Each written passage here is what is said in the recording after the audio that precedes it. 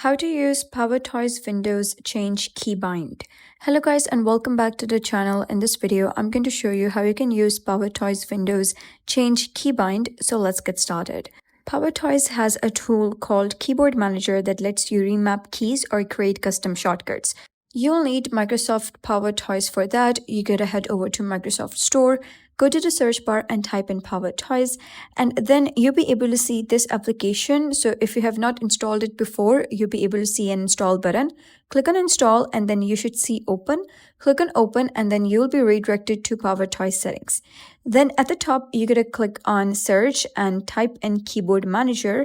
So you gotta make sure that you have enabled Keyboard Manager. You'll be able to see a toggle button right next to it. Simply toggle it on, and just beneath it, you'll be able to see an option called Remap a Key. So you're going to click on Remap a Key and then you're going to click on Add Key Remapping.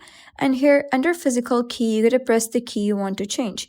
For example, if I want to change Caps Lock, and then under Mapped to, you're going to select the new key you want it to become. For example, I want the Caps Lock to become Shift plus Z. Press OK and then press OK once again. In order to check it, I'm going to go to the search bar at the top.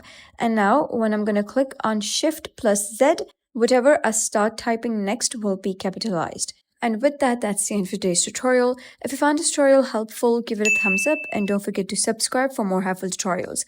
I'll see you in the next video.